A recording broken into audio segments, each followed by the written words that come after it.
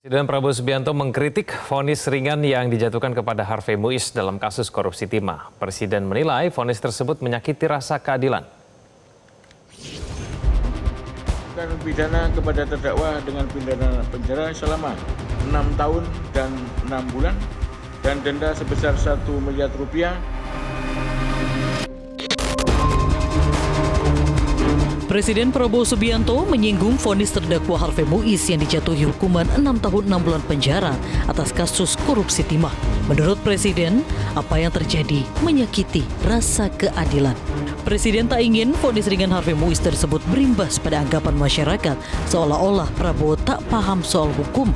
Kepala negara pun meminta agar kejaksaan untuk banding atas vonis ringan suami Sandra Dewi itu. Terutama juga hakim-hakim yang vonisnya jangan terlalu ringan lah.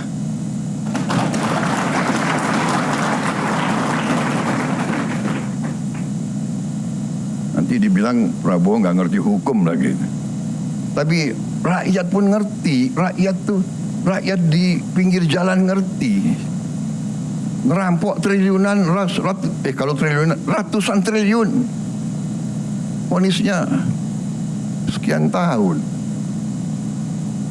Nanti jangan-jangan di penjara pakai AC, punya kulkas, pakai TV. Menanggapi pernyataan Presiden Prabowo, Kepala Pusat Penerangan Hukum Kejagung Harley Sregar memastikan Kejagung RI telah mengajukan banding atas vonis ringan terhadap Harvey Muiz. Saat ini, Jaksa Penuntut Umum tengah menyusun dalil-dalil terkait memori banding atas vonis ringan Harvey Muiz itu. Putusan pengadilan terkait dengan terdakwa HM yang masih sangat begitu ringan dibanding dengan tuntutan yang disampaikan oleh penuntut umum. Oleh karenanya kami berkomitmen dan sesungguhnya kami sudah melakukan upaya hukum, ya, melakukan banding dan sudah didaftarkan di pengadilan, dan saat ini jaksa penuntut umum sedang fokus dalam rangka menyusun butir-butir atau poin-poin dalil-dalil yang terkait dengan memori banding. Sebelumnya, pada 23 Desember lalu, Majelis Hakim Pengadilan Tindak Pidana Korupsi memvonis terdakwa Harvey Muiz selama 6 tahun dan 6 bulan penjara dalam kasus korupsi timah. Hakim juga meminta suami Sandra Dewi itu untuk membayar ganti rugi senilai 210 miliar rupiah. Vonis hakim lebih ringan dari tuntutan jaksa, yakni 12 tahun penjara. Vonis ringan tersebut menimbulkan gejolak di masyarakat. Vonis tersebut dinilai tidak sebanding dengan kerugian negara yang mencapai 300 triliun rupiah. Tim Liputan Metro TV. Presiden Prabowo menyinggung vonis ringan yang diterima oleh Harvey Muiz. Presiden bahkan menilai seharusnya vonis untuk tindak pidana korupsi seperti yang dilakukan Harvey Muiz itu harusnya 50 tahun penjara. Untuk membahasnya kita sudah terhubung dengan pakar hukum pidana Asep Iwan Irawan. Kang Asep, selamat sore.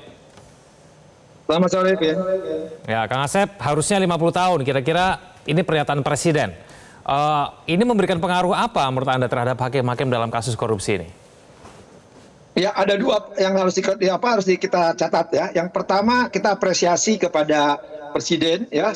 Artinya mendengar jeritan masyarakat, melihat ada putusan yang betul mengusik rasa keadilan. Sekarang tatarannya praktis. Yang pertama ya, bahwa pembantu Presiden harus cepat menerjemahkan. Jadi jangan seperti menerjemahkan yang dulu ya, yang damai, denda, sampai abolisi. Sekarang tinggal gampang, kan Presiden dapat nggak 50 tahun? Jangan ringan, dapat jawabannya. Gimana caranya? Sederhana kok, sekali lagi. Kalau pembantunya tidak, saya akan kasih tahu. Ya, kan pengen 50 tahun. Di beberapa negara juga dianut hukuman lebih dari 20 tahun. Kalau kita maksimal 20 tahun, tinggal kita rubah Undang-Undang KUHP yang akan berlaku 2 Januari 2026 sebelum berlaku. Tinggal bikin, nggak kan 10 pasal. Kita rubah pasal 63, 64, 65, kemudian 603, 604, 05 korupsi di KUHP yang baru yang akan berlaku. Kita rubah ancamannya menjadi 50 tahun. Satu. Kedua, bagaimana tataran nanti pengennya 60 tahun ini? Kita tinggal pindahkan Perma Mahkamah Agung, ada matrikulasi, rentang waktu, alasan. Jadi itu tinggal pindahin. Jadi naikkan materi perma menjadi undang-undang. Jadi si keinginan Presiden Prabowo akan terwujud ketika para koruptor ingin 50 tahun. Jadi ini tidak butuh. Kalau memang nggak bisa, saya akan bantu. Ya sekali lagi, gampang. Kebetulan kan saya sering bantu buat undang-undang. Dirjen PP-nya kenal, direktur-direkturnya jago-jago, tinggal dikirim. Kan di DPR, ini Kimnya udah bukan Kim plus lagi, plus gitu kan, tinggal diundangkan. Jadi ketika 2006 syukur-syukur sebelum 2026 ini bisa berhasil 50 tahun. Itu tataran regulasi. Artinya sangat sederhana kalau memang ini tidak hanya omon-omon. Jadi ya jangan omon-omon, karena keinginan Presiden wujudkanlah para pembantunya. Itu kan ada 4 tuh, teman saya semua tuh, Prof. Yusril, Prof. Otto, Prof. Edi, Supratman. Itu gampang. Saya nggak usah bantuin gitu bikin itu. Nanti undang-undang omnibus law ya. Jadi itu juga bisa ribuan pasal bisa gol. Undang-undang pilkada kemarin akan didemo. Ini nggak akan didemo, justru akan meningkatkan elektabilitas Prabowo, popularitas Prabowo. Mungkin tidak satu periode, mungkin juga bisa jadi lebih dari satu periode. Karena ini sesuai, tidak mungkin didemo masyarakat karena keinginan masyarakat supaya mereka dihukum berat ya sampai mati. Dan ini materinya sudah ada. Dia tinggal dimasukin, dipindahin, sidangin ke legislasi. Kan omnibus law bisa, pilkada bisa, kenapa ini enggak? Ini kan pasti didukung oleh masyarakat, dia demi keadilan, kepastian, satu itu. Kedua, yang dihadapi sekarang kan sedang banding.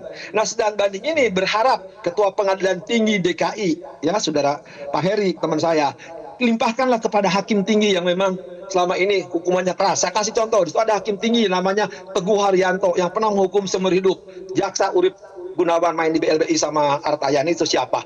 Jadi kalau sekarang tataran regulasi, tataran implementasi tidak hanya omon-omon, tapi dilaksanakan regulasinya, implementasi yuridisnya diserahkan ke nanti, saya percaya hukumannya akan berat. Ya, sekali lagi, ini Presiden sudah mengomentari soal putusan, tapi kalau para hakim ya tidak terketuk, aturannya ada, aturan untuk korupsi ini. Mereka pegang Perma 1/2020, itu kan ada lebih dari 100 miliar.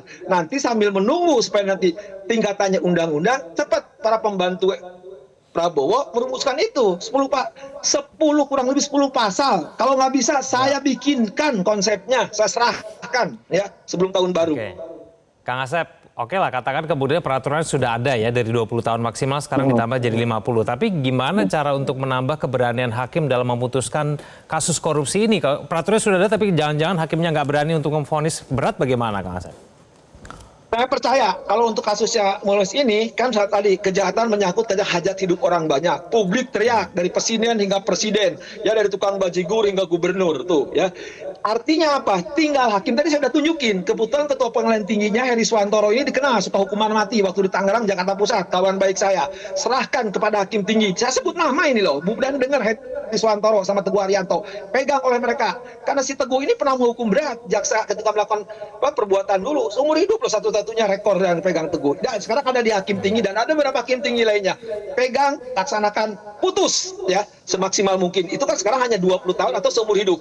Saya percaya persis kepada Ketua Pengadilan Tinggi DKI dan hakim tingginya yang saya sebut namanya. Itu tataran itu. Jadi karena sekarang nggak boleh 50 tahun karena aturannya sudah ada. Nah nanti 1 tahun lagi kan ini nunggu KUHP berlaku. Ya tinggal mereka. Sekarang kan Presiden punya kewenangan, bikin cepat dari legislasi DPR setujui. Nah masalahnya, mereka mau nggak melakukan itu? Ini sangat-sangat sederhana. Presiden sudah menyatakan, tinggal bagaimana tindak lanjut oleh para pembantunya. Sekarang udah kasih konsep, saya bilang tidak akan lebih dari 10 pasal, tinggal mengganti ancaman 20 tahun seumur hidup menjadi 50 tahun, karena sekarang menganut 20 tahun. Secara ilmiah dan alamiah, beberapa negara lain itu menganut hukuman lebih 100 tahun malah. Bahkan kan ada orang Indonesia yang masalah persidangan di Inggris hukumannya lebih. Ya, tetangga kan di ASEAN mengandung lebih. Dan kenapa kita katanya kita mau khas kearifan lokal? Ingat, kearifan lokal hukum adat kita mengenal orang dibuang selamanya, artinya diasingkan. Ada kearifan lokal kita yang mengajarkan hukuman. Masalahnya kita tinggal rubah karena yang ada di KUHP yang baru maupun di Tipikor kan maksimal cuma seumur hidup, bahkan mati dengan kondisi tertentu. Tadi saya udah bilang solusinya, ya. KUHP nanti dirubah cepat perubahan pasal. Tadi saya katakan kan, masa merubah pasal 10 pasal enggak?